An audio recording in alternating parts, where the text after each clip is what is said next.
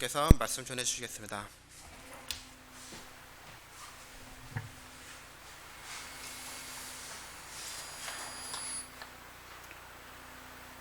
한 2주간 동안 비대면 예배를 드린다고 수고했습니다.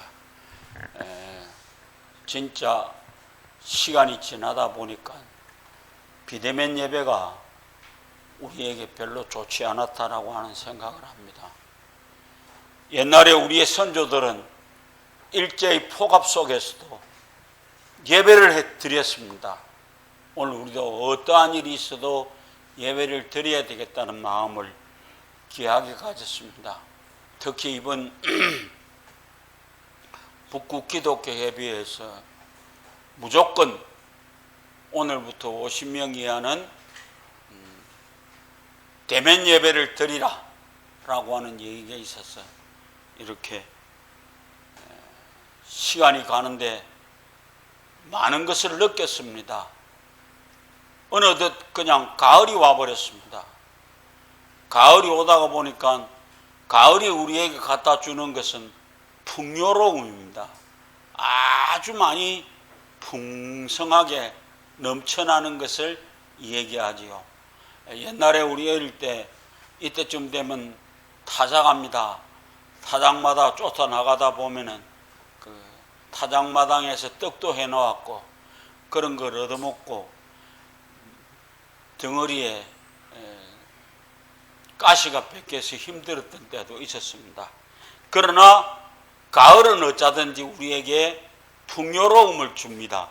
그래서 성공적인 삶을 사는 사람은 4가지 원칙을 지키고 삽니다.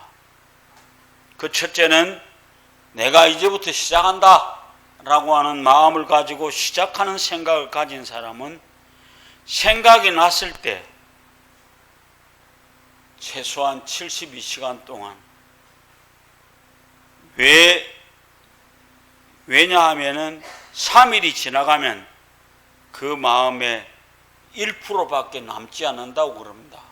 우리 흔히 말해서 작심삼일이다 라고 하는 것처럼 그렇기 때문에 우리는 이제 시작이다 라고 하는 생각을 가질 때 열심을 품어야만 되겠습니다. 두 번째는 핵심을 잡아야 합니다. 이 세상에는 어디서부터 손을 대야 할지 모를 지식의 홍수 등 많은 것들이 우리에게 있습니다. 빨리 핵심을 잡는 것이 중요합니다.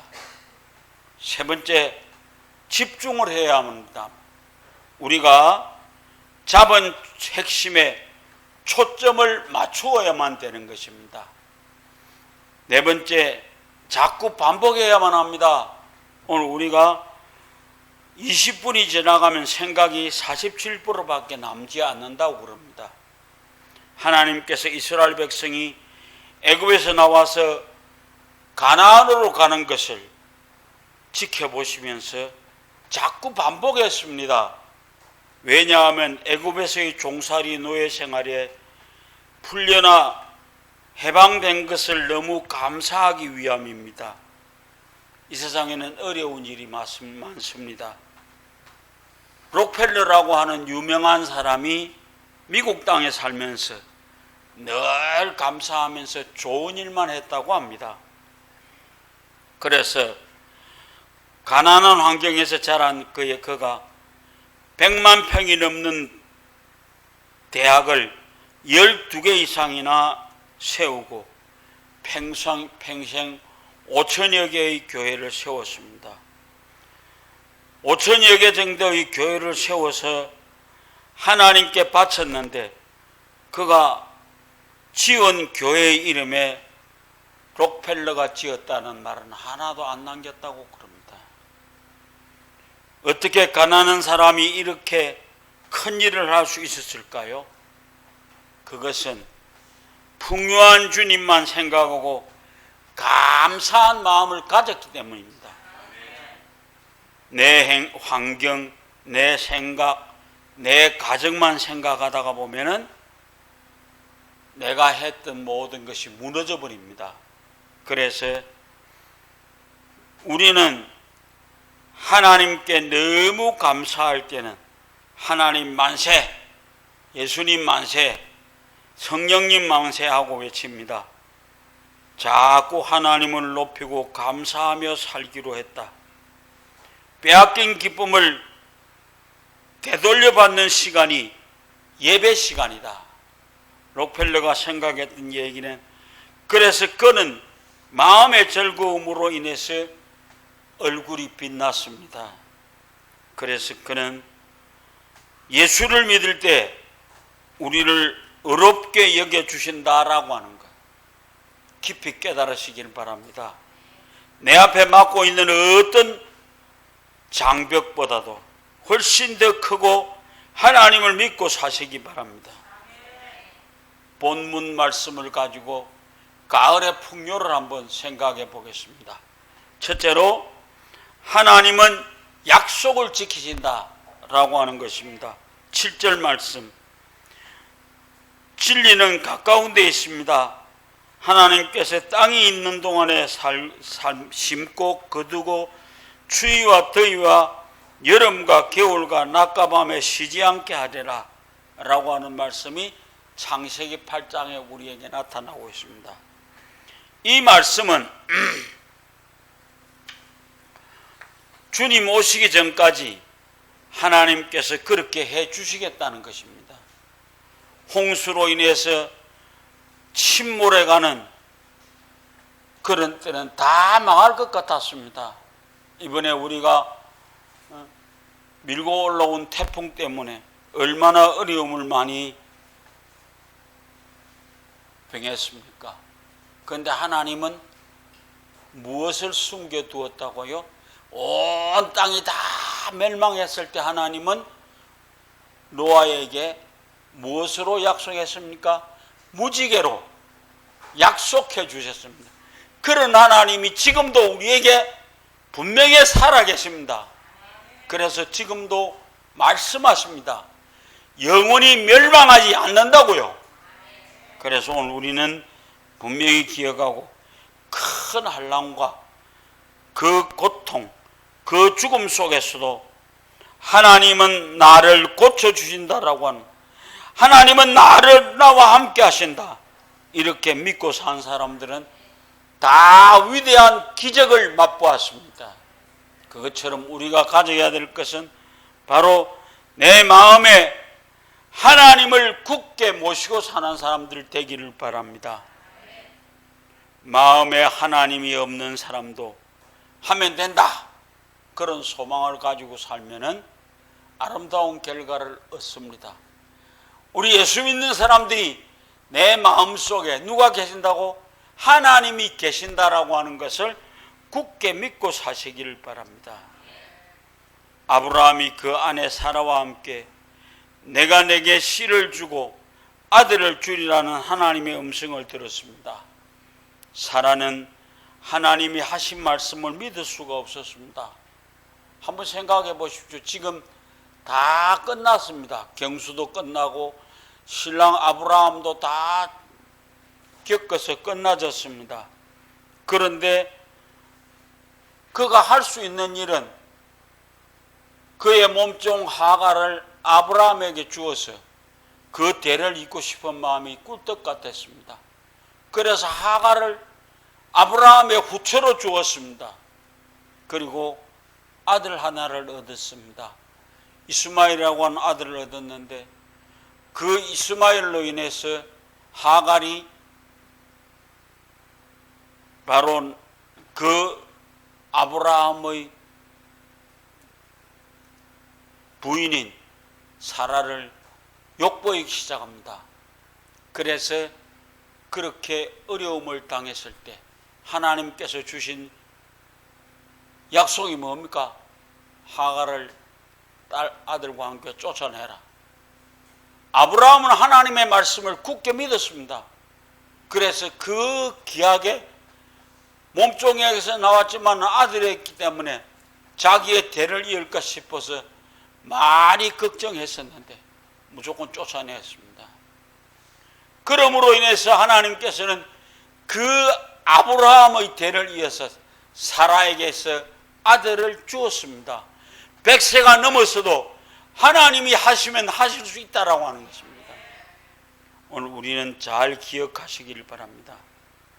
하나님께서는 우리의 인생을 잘 되게 하신다라는 것을 믿고 사시기 바랍니다. 이 약속을 믿고 살아야만 합니다. 이런 사람은 반드시 승리합니다. 두 번째로, 하나님은 우리 인생에게서 열매를 원하십니다. 7절에 보면은 사람이 무엇을 심든지 그대로 거두리라.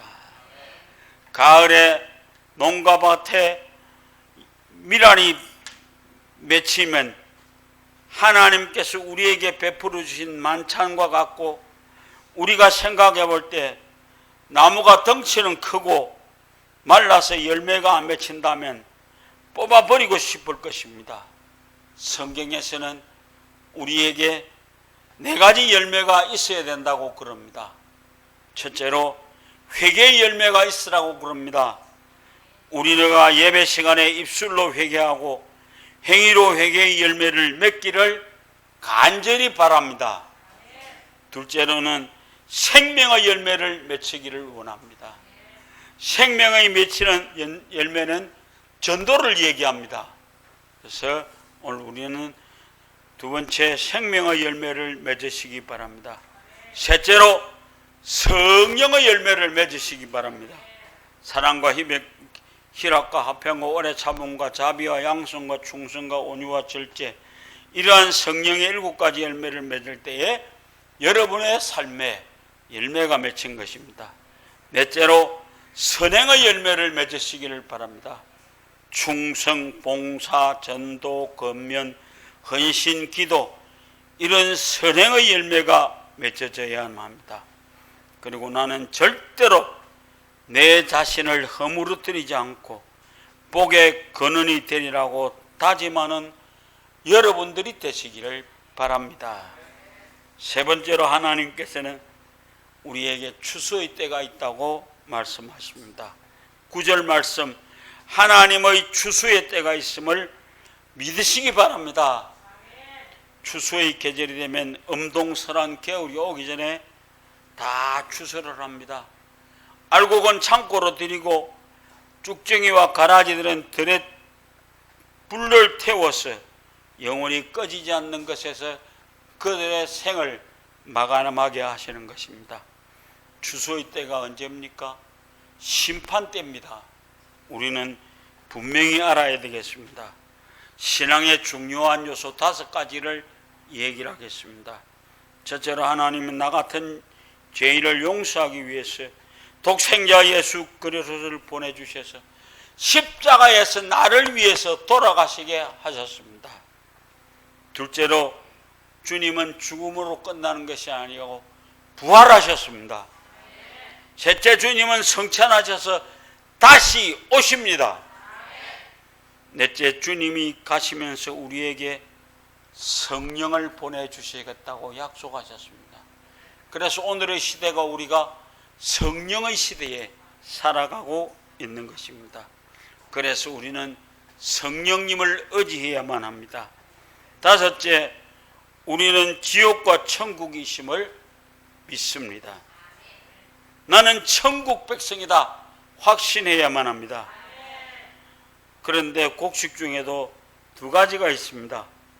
껍질 속에 내용이 찬 알곡이 있고 아무것도 비슷하지만은 쭉정이가 있습니다. 우리의 생애를 살면서 하나님의 마음을 슬프게 하는